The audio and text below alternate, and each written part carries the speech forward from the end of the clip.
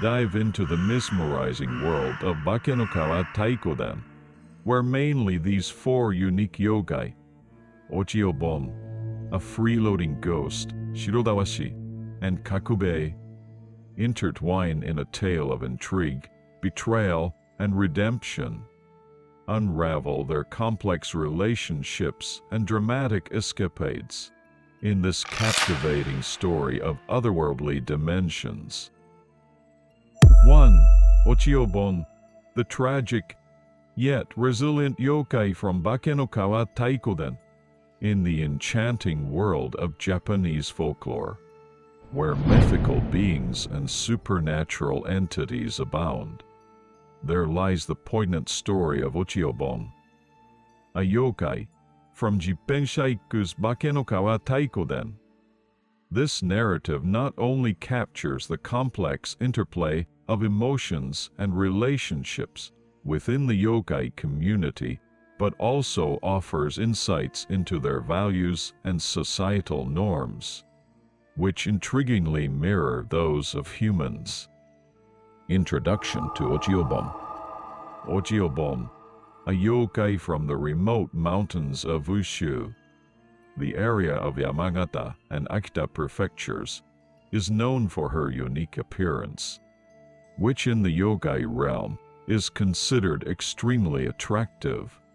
Her life takes a dramatic turn when she and her lover, Moryo, another young yokai, decide to elope to escape the meddling of their families. Their journey leads them to a dilapidated house beyond Hakone, in southern Kanagawa Prefecture, which they decide to make their new home.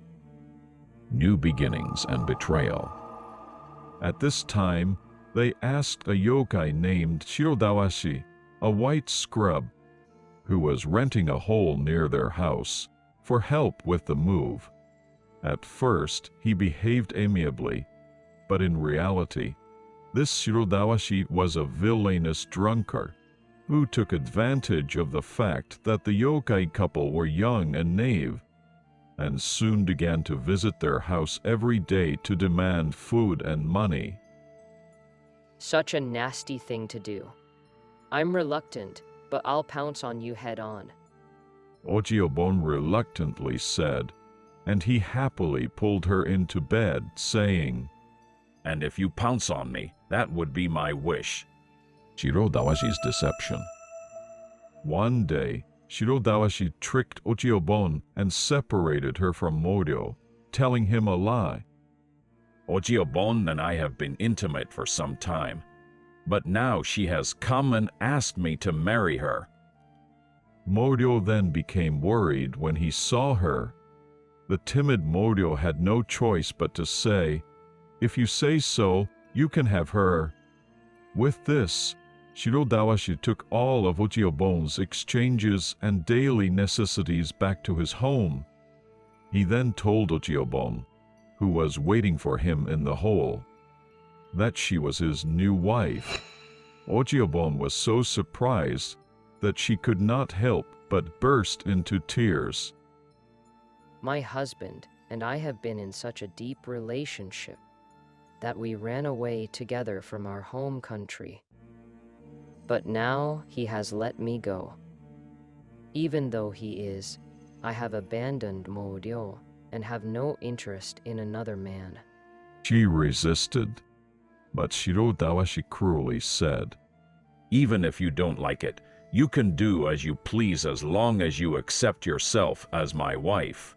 The whole landlord, Momonji, who knew of the threat, came running, scolded Shirodawashi, drove him out of the cave, and said, "I will take that woman and return her to her home," and took Ochiobon home with him. Ochiobon's resistance and new ally. Momonji explains the situation to Moryo and asks to get back together. But Moryo refuses, being too concerned about public opinion. Hearing this, Ochiobon is heartbroken and thinks she has no choice but to die. But Momonji feels sorry for her and soothes her by saying that he will take care of her in any way he can, and they decide to live together. Yokai have different values than humans, and they see beauty in things that humans find ugly. Spending every day with Uchiobon, who has a face that no one can look at twice, Momonji also becomes confused, and eventually he begins to try to woo her. Since Uchiobon is the one being looked after by Momonji daily, he accepts her feelings, and the two of them become close. Turning the tables. The narrative takes a twist when Uchiobon, utilizing her cunning and newfound strength under Momonji's influence, orchestrates a plan to regain her honor. She cleverly recovers a stolen gem, the white fox orb, from Shirodawashi, who had kept it hidden. In a dramatic confrontation, she reveals her actions to Moryo and the community, clearing her name and reasserting her autonomy. Epilogue. Uchiobon's story in Bakenokawa Taikoden is a powerful portrayal of resilience and empowerment. Despite the trials and tribulations, she emerges as a figure of strength and dignity, challenging the traditional roles assigned to her in the yokai hierarchy.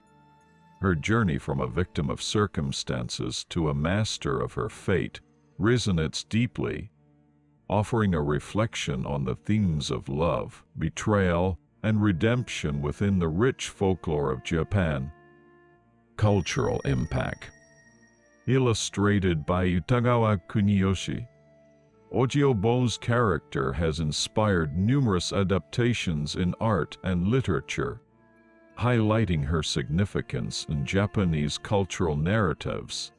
Her story continues to be celebrated for its profound emotional depth and its portrayal of a yokai's capacity for love, pain, and ultimately transformation. 2. The Freeloading Ghost, a tale of comedic hauntings from Bakenokawa Taikoden. In the labyrinthine world of Japanese folklore, where spirits and humans frequently intersect, lies an intriguing tale of a ghost that exploits others. This story, drawn from the whimsical narrative of Jipenshaiku's Bakenokawa Taikoden, spins a yarn of mystical occurrences, unexpected camaraderie, and the comedic trials of hosting a ghost. Setting the scene. Our tale unfolds in a world where creatures of myth mingle with the mundane.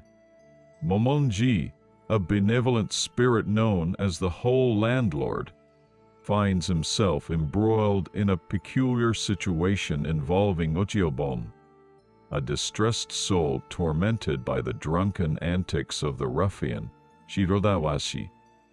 Taking pity on her, Momonji welcomes Uchiobon into his abode, offering her refuge and comfort.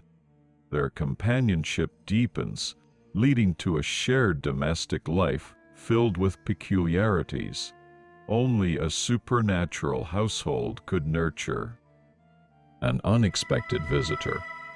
One fateful evening, as Momonji and Uchiobon relish their newfound companionship, their peace is disrupted by an uninvited guest, a ghost woman. This spectral visitor, having wandered away from the depths of hell, finds herself lost on a mountain path and is drawn to the inviting light of Momonji's humble dwelling.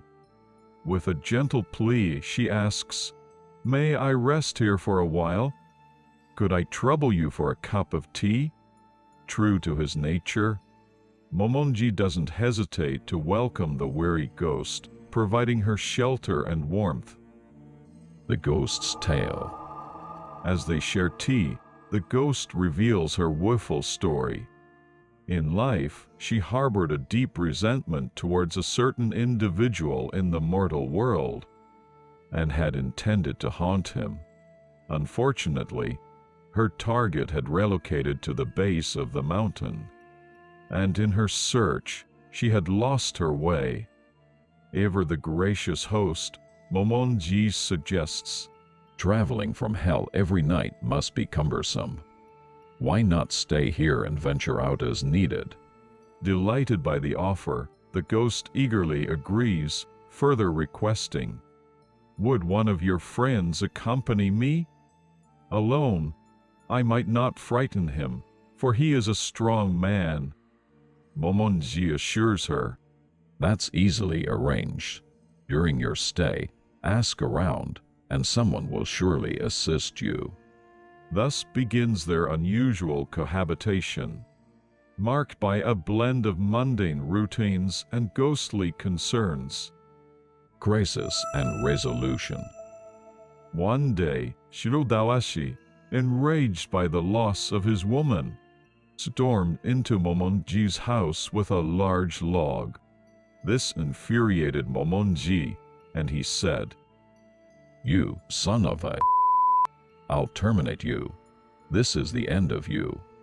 The ruckus subsided after Shirodawashi was beaten to a pulp by the yokai who were also renting the hole from Momonji.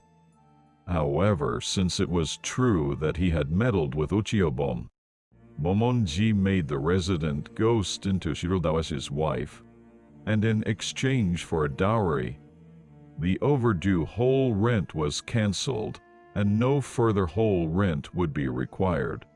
The ghost was a beautiful woman with fine features and eyes, which made her unappealing to the other yokai, who were pleased with the dubious appearance. Shirodawashi, not liking her beauty, complains, It's bad for my fellow yokai to have such a human good-looking woman as a wife. But he takes her home with him for the free whole rent. However, once they were together, they were like a kid and a candy, and he couldn't help but do nothing for the woman by his side. And he ended up enjoying the nightly entertainment with the ghost woman, saying things like nothing tastes as bad when you are suffering from a hunger. The ghost is a human being at heart, and she is not happy to have a yokai for a husband, but she wants to get rid of her grudge quickly with the help of Shirodawashi.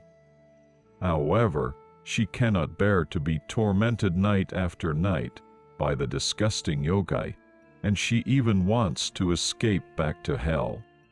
This ghost woman, lost on the road, does not know how to return to hell, and even if she would prefer to perish, she cannot do so. She is already passed away. The ghost decided to leave his delusions about men in this world behind her, and instead, she would chant the Nembutsu, the recitation of the Buddha's name, with all her might and devotion.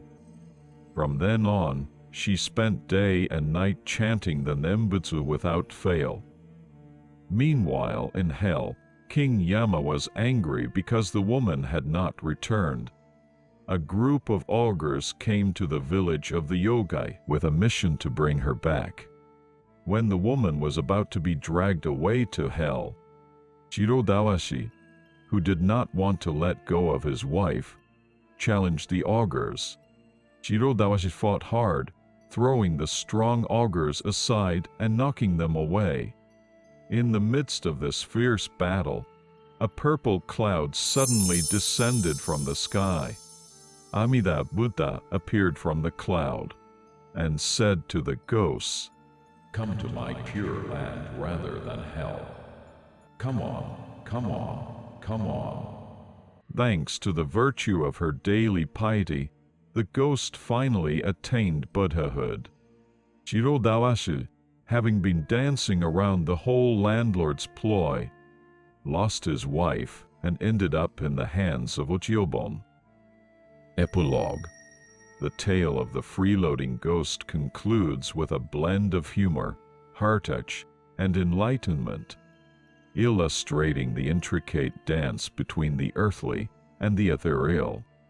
Her journey from a vengeful spirit to a devout soul granted paradise encapsulates the transformative power of forgiveness and faith, wrapped in the chromatic fabric of Japanese folklore. In Bakenokawa Taikoden, the freeloading ghost not only entertains, but also teaches poignant lessons about life, afterlife, and the unexpected turns one's path might take, even if that path leads through a haunted house. 3. Shirodawashi, the belligerent yokai, from Bakenokawa Taikoden. In the rich tapestry of Japanese folklore, where mythical creatures roam, there exists a tale of a yokai, the white scrub named Shirodawashi.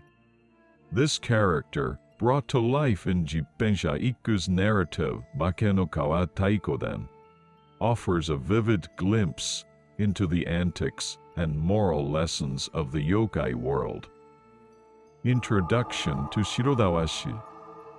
Shirodawashi, depicted as a creature with a beastly face and hooves, adorned in a scrub-patterned kimono, emerges as one of the central figures in the story. His residence is situated in the secluded mountains, beyond Hakone, where the tumultuous life of yokai unfolds out of human sight. The arrival of Shirodawashi. The story begins when a pair of yokai, Moryo and Ochiobon, flee to these mountains seeking refuge from their past lives. They stumble upon a dilapidated house, which they decide to make their new home. In need of help, they encounter Shirodawashi, a local yokai known for his strength and rough nature. Though he appears helpful at first, assisting them in settling into their new home, his true nature as a drunken troublemaker soon surfaces. Trouble brewing. As they become neighbors, Shirodawashi's frequent uninvited visits begin to strain his relationship with the couple. His affection for Ochiobon, whose unique ugliness is considered attractive in the yokai realm, drives him to concoct schemes to win her over, revealing his manipulative side. A sinister plan. One day, Shirodawashi borrows a coat from Moryo and deceitfully claims it has been pawned. When Ochiobon comes to retrieve it, seizing the opportunity, he goes to Moryo and asserts that Ochiobon has confessed her love for him and wishes to leave Moryo. Overwhelmed by Shirodawashi's imposing presence and fabricated tale, Moryo, young and timid, succumbs to pressure, agreeing to relinquish Ochiobon along with all her possessions. Conflict and resolution. As news of this arrangement spreads, other yokai intervene, and Momonji, the respected, whole landlord of the community, steps in to rectify the situation.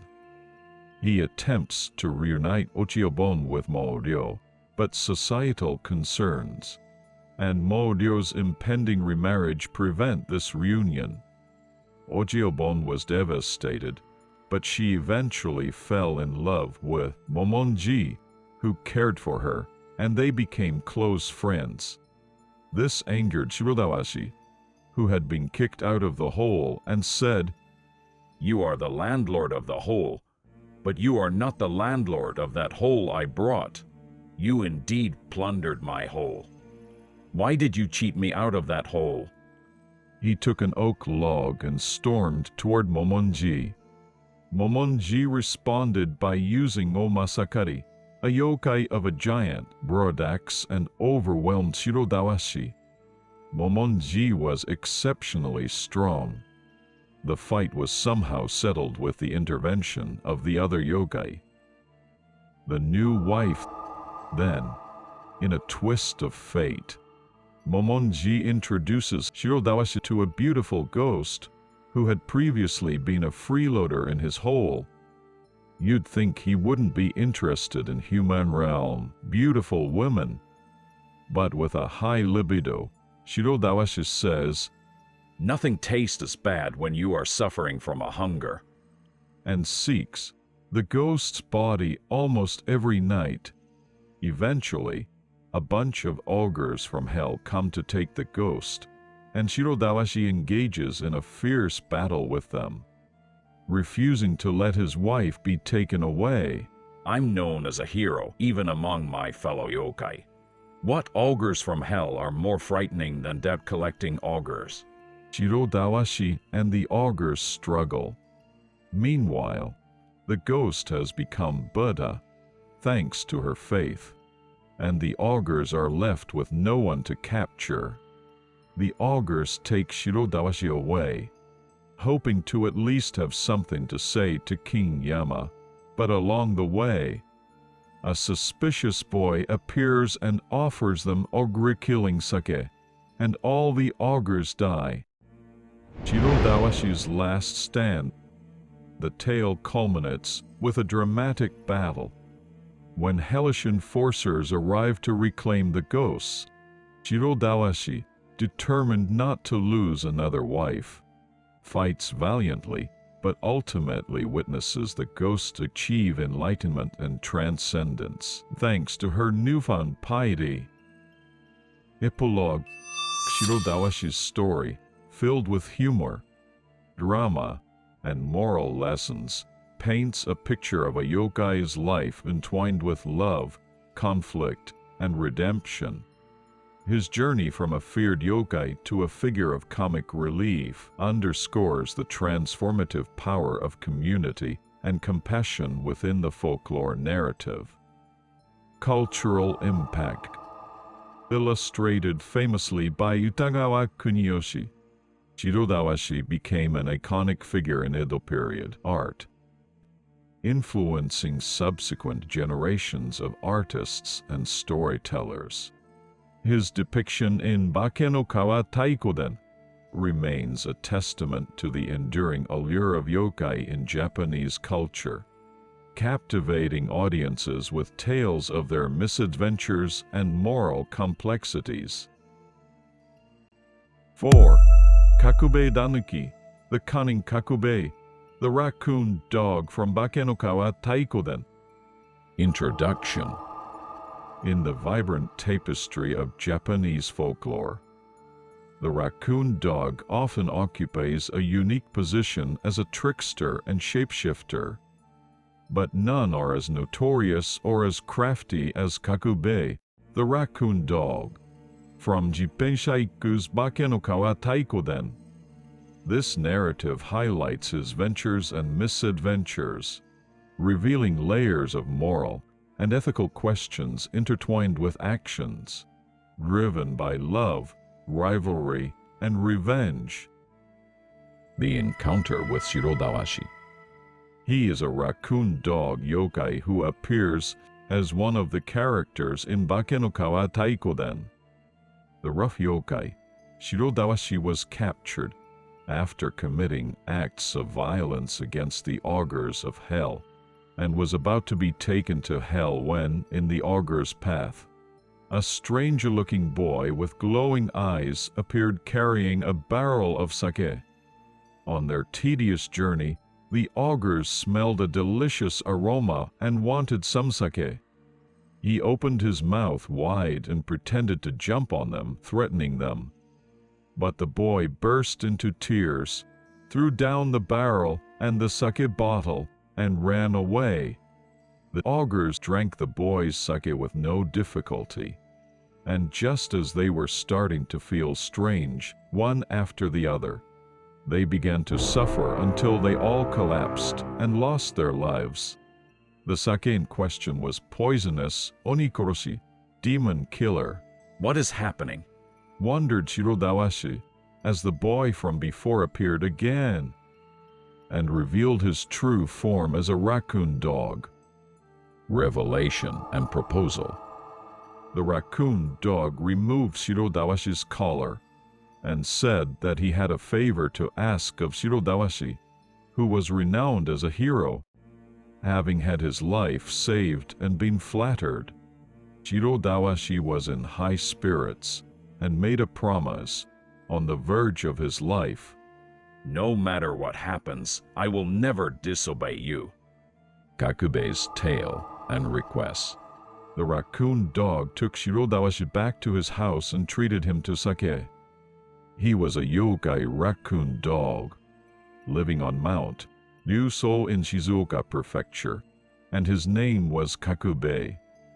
Kakube had fallen in love with the daughter of the Nomaware fox, who lived in the wind-blasting forest at the foot of the mountain, and had proposed marriage to her many times. However, Nomawari fox was a high-ranking fox endowed with supernatural powers, had many followers, and served as a messenger of the nutty god. Kakube the raccoon dog was either ignored or ridiculed as an ill-suited match. Enraged, he decided to take the young fox girl by force and prove the arrogant Nomawari fox wrong. So he sets his sights on the hero, Shirodawashi, who is said to have snatched a bride from Moryo, the son of a powerful yokai. I beg you, please make my wish come true. However, before Kakube and his men could act, somehow it was decided that the young fox girl and the yokai Moryo would be married. After Uchiobon separated, the Moryo's wife, a badger, had a fight with her husband and returned to her parents' house, and in a fit of anger, the parents told their acquaintance, Kakube the raccoon dog, about the Moryo's third bride. Kakube becomes even more desperate. I'm so desperate, I'm going to ambush the girl on the road to her wedding and snatch her away. The intervention of Mikoshi Nyudo.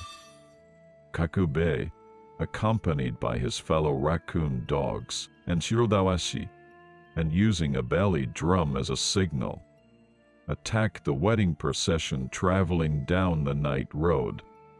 The fox retainers risked their lives to resist the raccoon gang, but were no match for Shirodawashi's and were beaten down one after another. Finally, Shirodawashi managed to steal the bride's palanquin, and Kakube was about to wrap the young fox in his enormously stretchable scrotum skin and take her away, when Mikoshi Nyudo, a righteous demon on a pilgrimage around the country, passed by. On seeing the rowdy raccoons, he beat them all to the ground with an iron bar. They were quickly captured, and the foxes tied up the leader, Kakube, and Shirodawashi. Shirodawashi was mocked by a young fox who said, I thought he was a scary yokai, but when I tie him up like this, he's not scary at all. Then, Kakube looked so stupid. Kakube's fate. The two were handed over to Moryo. Shirodawashi was his hated enemy who had stolen his ex-wife, putting punishment on hold for the time being. The monk, Mikoshi Nyudo, first ordered that Kakube be smoked with pine needles and tortured to death. After being hung upside down over the fire and smoked, Kakube the raccoon dog cried and apologized for his actions. Mikoshi Nyudo, who had been watching what was happening, took pity on him and released him, and Kakube, perhaps moved by the mercy, and swore, I will change my mind from now on and follow you. Later, Mikoshi Nyudo recognized Shirodawashi's heroism, and he was finally set free. Kakube and the rest of the raccoon group returned to their habitat for the time being. Even though their lives were spared, Kakube's resentment towards the foxes had only grown deeper. When Kakube discovered that thieves, led by Yamabigo of Mount Abe, had broken into the fox's mansion, he took advantage of the commotion to steal the fox's heirloom, the white fox orb. He intended to leave the gem in the care of Shirodawashi and pretend not to know anything about it. But the cunning raccoon dog yokai was soon found out, and this time the hole in his habitat was smoked out, leaving him severely weakened. He was captured alive again and nearly killed. But Uchiobon slew Shirodawashi and recovered the orb, and the commotion was put to an end for the time being. Conclusion. In Bakenokawa Taikoden, Kakube's story weaves a complex narrative of love, betrayal, and redemption. Through his misadventures, we see the rich fabric of yokai society, where even the sly raccoon dog can find redemption and perhaps a new path. His tale ends ambiguously in the saga, leaving his ultimate fate to the reader's imagination, a common trait in the episodic and often morally instructive tales of Edo-period literature. Epilogue. Kakube's character, while not as celebrated in visual arts as some of his fellow characters, remains a pivotal figure in understanding the dynamics and ethical contours of yokai interactions in classic Japanese folklore. His journey from a love-struck suitor to a repentant trickster offers a unique glimpse into the yokai's ability to embody human-like traits and emotions, making him a fascinating subject for cultural and literary analysis. In Bakenokawa Taikoden, the story continues with Abeyama Yamabiko, the echo of Mount Abe, and Gorozaemon Gitsune, Gorozaemon, the fox. These stories will be told in the next video. Please be looking forward to it.